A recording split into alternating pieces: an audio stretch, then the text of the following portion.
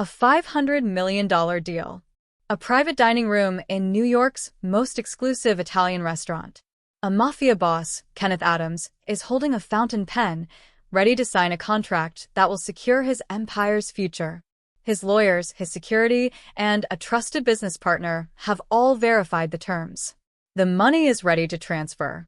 But as the pen touches the paper, the only person in the room who knows he's about to sign his own destruction isn't a lawyer or an expert. It's the waitress, Chantel Mercury, an invisible girl refilling their wine. And she's about to break every rule, risk her life, and destroy a $500 million scam with 5 Italian words no one expected her to speak. The winter in Manhattan didn't so much fall as it claimed the city. It was a cold, unforgiving evening in November, and the muted light of New York turned the brass fixtures of the Bellagio room into something dark and reverent. Inside, it was another world, a hushed cathedral of old money and dark deals, where the velvet chairs seemed to absorb every whispered threat and promise. And into this world, every night, walked Chantel Mercury, feeling like a shadow. At 28, Chantel was a masterpiece of studied invisibility. Her uniform, a striking red blazer with black trim over a crisp white shirt and black tie, should have made her visible, commanding even. But she wore it like armor designed to deflect attention rather than draw it. Her dark hair was pulled back into a sleek, severe bun that made her delicate features look sharper, almost fragile. She moved through the restaurant with the precision of someone who had learned that being noticed meant being vulnerable. She was, by all accounts, the perfect server for a place like the Bellagio room. But Chantel Mercury wasn't just a waitress. She was a scholar. She was the daughter of the late Marco Mercury, a name that in the hushed world of European antiquities was spoken with the same reverence reserved for master craftsmen. Marco Mercury, the world's foremost collector and authenticator of rare fountain pens, a man who could date a waterman by the microscopic variations in its feed channel. Chantel had grown up not with bedtime stories, but with lessons on nib metallurgy and the lost art of celluloid manufacturing. Her father's lullabies were histories of pens that had signed armistices, written constitutions, and sealed empires.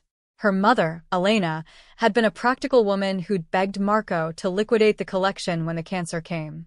He'd refused. Those pens were his life's work. Then came the treatments, the debts, the funeral, and now this. Chantel, who held a master's degree in art restoration and materials science, was $92,000 in debt from her mother's ongoing medical care. The restoration world, with its elite circles and unforgiving standards, had no place for a woman whose one catastrophic authentication error had become industry legend. So, she hid. She hid at the Bellagio room, a place so exclusive and expensive that she'd never have to face anyone from her former life. Her manager, Mr. Caruso, was a man who valued only 2 things, silence and obedience. Mercury, he'd hissed that afternoon, his voice cold and clipped. The private room. 7 sharp. Your primary service. These are not normal guests. You will not speak. You will not be seen. You will anticipate. Understood? Yes, Mr. Caruso, Chantel murmured, her gaze fixed somewhere past his shoulder. This is not a dinner, Mercury. It is a signing. Kenneth Adams and his associates. The entire room is theirs. Security has swept it. You'll be checked before entry. Chantel nodded. She knew the name. Everyone did. The private room was on the 3rd floor, accessible only by a keycard elevator that required Mr. Caruso's personal authorization. Chantel rode up in silence, her hands steady on the tray of crystal water glasses, her heart a drum she refused to acknowledge. The elevator doors opened with a soft chime, and she stepped into a corridor so quiet it felt like walking into a held breath. The room itself was breathtaking, floor-to-ceiling windows overlooking the glittering chaos of Manhattan, a table of polished mahogany that could seat 12 but tonight held only 4 chairs, and lighting so carefully calibrated it felt like stepping onto a stage. But Chantel barely registered any of it, because Kenneth Adams was already there. He wasn't just feared. He was a storm wearing a suit. Tall, broad-shouldered, with dark hair swept back and a face that looked like it had been carved from something harder than marble. He stood near the window, one hand in his pocket, the other holding a glass of scotch, and when his eyes found hers, dark, unreadable, impossibly intense, the air seemed to leave the room. Chantal froze. Just for a heartbeat. Just long enough to feel seen in a way that terrified her. "Water, miss," one of the men at the table said, breaking the moment. Richard Sterling. She recognized him from the reservation notes, impeccably dressed, silver-haired, with the kind of smile that didn't reach his eyes. Next to him sat a lawyer in a gray suit, his briefcase open, documents spread across the table like a carefully laid trap. Chantal moved into the room, her training overriding her instinct to run. She poured water with hands that didn't shake, replaced napkins, adjusted the lighting per Sterling's request. She was invisible again. She was safe. Kenneth Adams sat down at the head of the table. He didn't look at her again, but Chantal could feel his presence like heat from a fire. Dangerous, consuming, impossible to ignore. Sterling slid a leather portfolio across the table. "Mr. Adams, everything is in order. The acquisition package, 5 properties, $500 million total, with the zoning variances and tax incentives we discussed. My team has vetted every clause. Your lawyers have reviewed it. This is the deal of the decade." The lawyer opened a wooden box with reverent care, revealing a fountain pen so beautiful it looked like it belonged in a museum. The pen was ornate, vintage, with gold filigree and an Italian inscription barely visible along the barrel. "An 1889 Pelican," Sterling said, his voice smooth as silk. "Antique. Authentic. A pen worthy of a historic signature." Kenneth reached for it, and Chantal's blood turned to ice. She knew that pen. Or rather, she knew what it wasn't. Sterling represents the greed and betrayal of the modern world. If you believe greed should never win, hit the like button. Betrayers and manipulators won't. Chantal moved through the room like water, silent and essential. She refreshed Sterling's coffee, replaced the lawyer's napkin when he brushed it to the floor, adjusted the temperature when Kenneth's security chief, a man built like a wall, gestured subtly toward the thermostat. She was a ghost. She was nothing. Except Kenneth Adams kept looking at her. Not openly. Not obviously. But she felt it, the weight of his gaze tracking her across the room, lingering when she leaned forward to pour, following the line of her throat when she turned. It wasn't predatory. It was something quieter. Something that made her skin feel too warm beneath the pressed fabric of her uniform. She told herself it meant nothing. Men like Kenneth Adams didn't see women like her. They looked through them. But when she circled back to refill his water glass, his hand shifted on the table, just slightly, and his fingers brushed hers. The contact lasted less than a second. It burned like a brand. "Thank you," he said, his voice low and rough, and Chantal's breath caught before she could stop it. She nodded, stepping back, her face carefully blank. Professional. Invisible. But her mind was screaming. Because while Kenneth had been watching her, she'd been watching the pen. It sat in its velvet-lined box like a relic, catching the light in a way that should have been beautiful. Sterling was still talking, something about closing timelines and wire transfers, but Chantal's focus had narrowed to a single point. The pen's clip. The gold filigree along the barrel. The faint inscription near the nib. Her father's voice echoed in her memory, patient and precise. "Chantal, a true antique pen tells its story in the details. The wear patterns. The oxidation. The hand tooling. Modern forgers can mimic the shape, but they can never replicate a century of use." She shifted, positioning herself to pour wine for the lawyer, her angle giving her a clearer view. There. The clip's attachment point, it was too clean. No micro-scratches. No patina variation. And the inscription, the delicate Italian script that should have been worn soft by time, was sharp. Crisp. Machine engraved. Her heart slammed against her ribs. The pen was a forgery. A modern, bespoke replica designed to look priceless. But why? Why go to such lengths unless the pen itself was part of the scam? Sterling slid the contract forward. Shall we, Mr. Adams? History awaits. Kenneth reached for the pen, his fingers closing around the barrel. And Chantel realized with sickening clarity she was the only person in the room who knew he was about to destroy himself. Sterling stood, buttoning his jacket with the confidence of a man who'd already won. He placed one hand on the contract, the other gesturing toward the pen with something close to reverence. Mr. Adams, before you sign, let me reiterate what makes this deal not just lucrative, but legally impeccable. His voice was smooth, practiced, the kind of voice that sold lies wrapped in silk. Every property has been vetted by 3 independent firms. Every zoning variance has been secured. Every tax incentive has been locked in for 15 years. The contract includes a mutual performance clause, meaning both parties are bound equally. No loopholes. No exit clauses. No ambiguity. The lawyer nodded, tapping a section of the document. Section 12, subsection 4. The agreement becomes binding upon signature and notarization. Any attempt to void the contract post-signature would require proof of fraud or coercion, both nearly impossible to demonstrate given the documentation trail we've established. Sterling smiled. In short, this is bulletproof. The moment you sign with this pen, this extraordinary piece of history, you'll own 5 of the most valuable properties in Manhattan. Your legacy secured. Kenneth's expression didn't change. He was a man who'd built an empire on reading between lines, on sensing danger before it arrived. But even he looked satisfied. The pen rested in his hand, balanced and beautiful. Chantel moved to refill the wine, her movements automatic, her mind racing.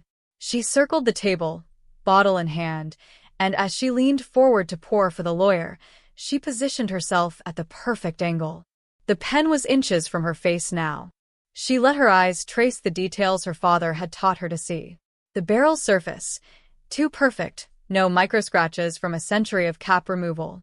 The gold filigree, uniform in depth, lacking the hand-hammered irregularities of 19th-century craftsmanship. The nib's tipping material, iridium alloy, but the wear pattern was wrong, too even, suggesting minimal use. And then she saw it. Beneath the clip, barely visible unless you knew where to look, was a tiny maker's mark. Not stamped. Not engraved by hand. Laser-etched. A modern manufacturing signature disguised beneath artificial patina. Her father's voice again. Chantel, a forger's greatest weapon is confidence. Make the lie beautiful enough, and people stop asking questions. This pen wasn't just a forgery. It was a masterpiece of deception. Bespoke. Expensive. Designed specifically for this moment. But why forge an antique pen for a real estate signing unless the pen itself was the weapon? Sterling's hand moved toward the contract. Whenever you're ready, Mr. Adams. Kenneth lifted the pen, positioning it above the signature line. Chantel's pulse thundered in her ears. She had seconds. Maybe less. And absolutely no right to speak. Kenneth's hand was steady as he positioned the nib above the signature line. The pen caught the light, beautiful and deadly, and Chantel felt the air between them tighten like a wire about to snap. Her mind raced through everything her father had taught her. Modern forgers didn't just replicate appearance, they replicated function. A bespoke pen like this, designed to mimic a specific antique model, would be engineered down to the filling mechanism, the feed system, the ink. Her breath stopped. Antique pens from the 1880s used iron gall ink, permanent, archival, designed to last centuries. But modern fountain pens, especially custom forgeries, often use specialized inks. Inks that could be engineered for specific purposes. Fast drying, quick fading, disappearing. She looked at the contract again, at the clause the lawyer had emphasized. The agreement becomes binding upon signature and notarization. But what if the signature didn't last until notarization? What if the ink was designed to fade within hours, just long enough for Kenneth to leave, for the meeting to end, for the contract to be filed? A signature that disappeared would void the entire agreement. Kenneth would be in breach. The $500 million would be forfeit. And with a man like Kenneth Adams, A breach of this magnitude wouldn't just cost money, it would trigger investigations, indictments, a cascade of legal and criminal consequences designed to destroy him. This wasn't a business deal. It was an execution dressed as a contract. Chantel's hands trembled. She set the wine bottle down on the sideboard, her heart slamming against her ribs. Stay quiet. Stay invisible. This isn't your world. These aren't your people. But her father's voice cut through the fear. Integrity isn't about comfort, Chantel. It's about what you do when silence is safer. She looked at Kenneth. His jaw was set, his focus absolute. He had no idea. None of them did. Sterling was watching with barely concealed anticipation. The lawyer's pen was poised to notarize. The trap was perfect. And she was the only person in the room who could stop it. Her entire body screamed at her to stay silent. Men like Kenneth Adams didn't listen to waitresses. Men like Sterling destroyed people who interfered. She could lose her job, her safety, her life. But if she said nothing, she'd lose something worse. The pen touched the paper. Aspetti. The word left her mouth before she could stop it. Italian. Quiet. Desperate. Wait. Every head in the room turned toward her. Chantel is about to speak the truth despite the danger. If you hate scammers who prey on the successful, hit subscribe. Cowards who stay silent won't. The pen hovered above the signature line. Frozen. Kenneth's hand didn't move, but his eyes, dark, dangerous, impossibly focused, locked onto Chantel with an intensity that made her knees weak. Sterling's face flushed. Excuse me, Silenzio. Kenneth's voice was quiet, but it cut through the room like a blade.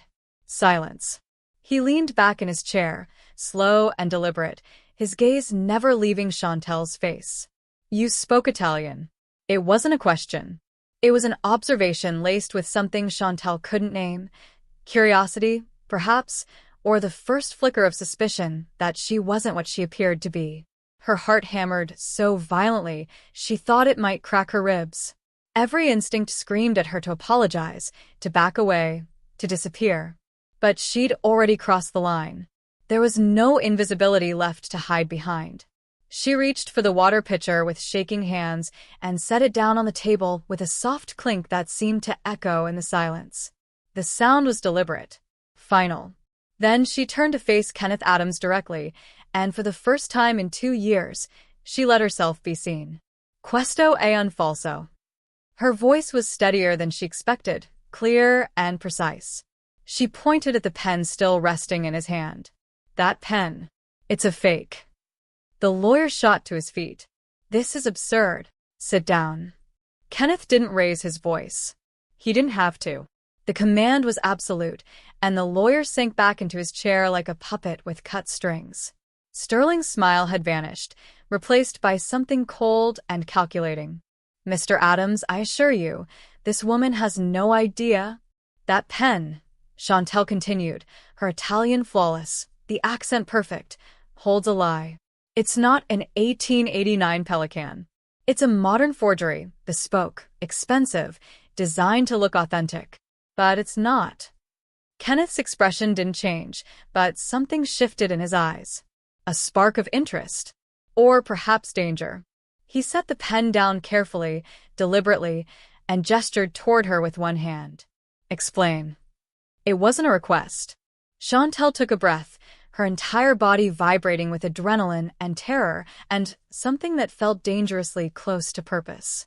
The clip, she said, stepping closer despite every survival instinct telling her to run. The attachment point is machine-milled, not hand-forged. The inscription is laser-etched, not hand-engraved. The patina is artificial, applied, not earned over a century of use. She met his gaze, unflinching. That pen was made within the last year. And if it's a forgery, then the ink inside it is, too. Kenneth's jaw tightened. Sterling's hand moved toward his phone. And Chantel realized she'd just signed her own death warrant. Sterling's composure shattered, like glass. This is insane. Mr. Adams, this woman is clearly delusional, the lawyer interjected, rising again. Sir, I recommend we have security remove her immediately and contact the restaurant management. This is sabotage, possibly coordinated. She needs to be arrested, Sterling snapped, his polished veneer cracking to reveal something ugly beneath. This is interference with a legal contract.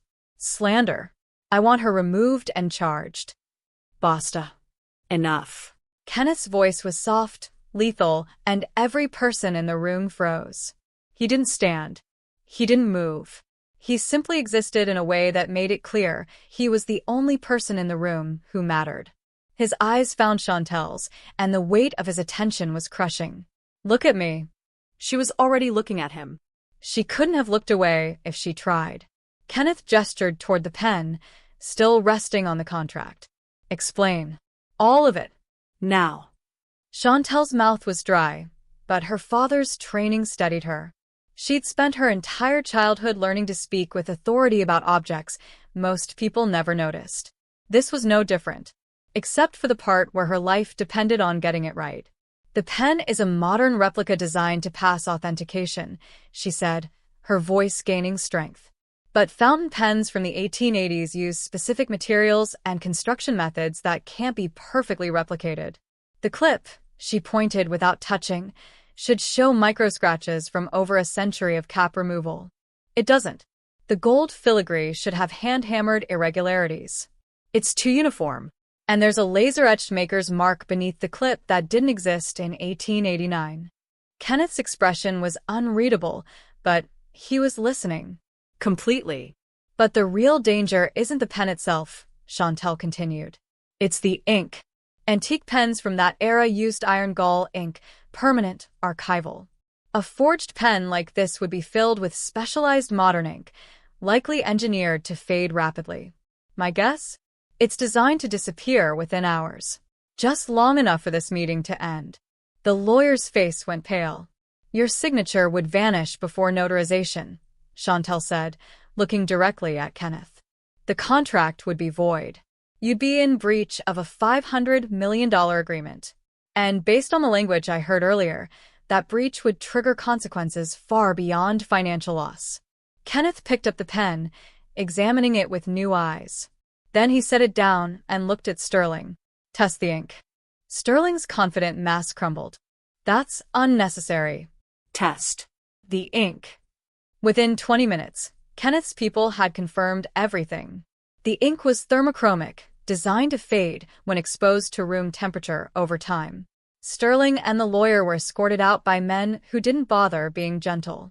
Kenneth turned back to Chantel. Who? He said quietly, dangerously. Are you? Sterling is the true villain, using scams to steal. Comment, I stand for integrity if you believe in honesty. Only liars and thieves won't comment.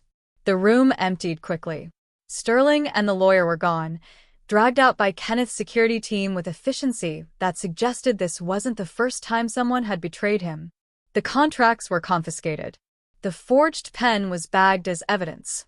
Within minutes, the space that had been filled with tension and danger was now just Chantel and Kenneth Adams, alone in a room that suddenly felt far too small. Kenneth stood by the window, his back to her, one hand in his pocket. The city glittered below them, indifferent to what had just transpired. Chantel remained frozen near the table, her hands clasped in front of her, her breath shallow. When he finally turned to face her, his expression was unreadable, something between fury and awe. You have no idea what you just saved me from. His voice was quieter now, stripped of the commanding edge he'd used with Sterling. It was almost gentle. Almost. Chantel swallowed. I just saw the pen. I couldn't. You risked your life. He took a step toward her, slow and deliberate. You interrupted a $500 million deal. You accused my business partner of fraud in front of witnesses. You spoke Italian, perfect Italian, when you were supposed to be invisible. Another step. Who taught you to authenticate fountain pens? My father. The words came out barely above a whisper. Marco Mercury. He was a collector. An authenticator. I grew up learning. Mercury. Kenneth's eyes widened slightly, the first crack in his controlled demeanor. The Mercury? The man who authenticated the Hemingway collection for the Smithsonian. Chantel nodded, unable to speak. Kenneth stared at her like He was seeing her for the first time. You're his daughter. The restorer. The one who… He stopped himself, but Chantal knew what he'd been about to say. The one who made the mistake. The one whose career ended in scandal. Yes, she said simply. He closed the distance between them in 2 strides, and suddenly he was standing so close she could feel the heat radiating from him, could smell the faint trace of expensive cologne, and something darker, more dangerous. You're brilliant, he said, his voice rough. And you've been hiding here, serving wine. Invisible. Her heart raced, not from fear, but from something she didn't want to name. Something that made her skin feel too tight, and her breath come too fast. I had debts, she whispered. My mother. How much? 92,000. Kenneth's jaw tightened. Consider it paid. Chantal's eyes went wide. I can't. You just saved me from a trap that would have destroyed everything I've built. His hand lifted, fingers brushing her jaw with devastating gentleness. You're mine to protect now. I don't trust anyone. Kenneth's voice was low, intimate, the kind of confession that felt dangerous to hear. His hand was still on her jaw, his thumb tracing the line of her cheekbone with a tenderness that contradicted everything she knew about him. In my world, trust is a currency no one can afford. Every handshake is a potential betrayal. Every contract is a trap waiting to spring. Chantal's breath hitched. Then why? Because you had nothing to gain. His eyes searched hers, dark and intense and impossibly focused. You could have stayed silent. Kept your job. Stayed invisible. But you didn't. You risked everything to tell me the truth. His other hand came up to frame her face, and Chantal felt her knees go weak. I don't trust anyone except you. The weight of those words settled over her like a cloak, heavy, inescapable, terrifying. You don't know me, she whispered. I know enough. His forehead dropped to rest against hers, and the intimacy of the gesture stole what little breath she had left. I know you're brilliant. I know you're brave.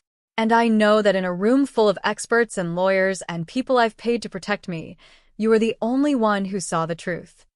Chantal's hands came up instinctively, resting against his chest.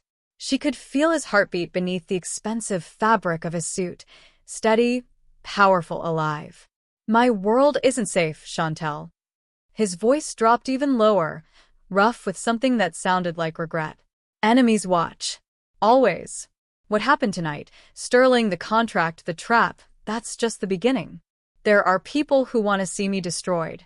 People who will use anyone close to me as leverage. Then I should go, she said, even though every part of her was screaming to stay. I should disappear before. No.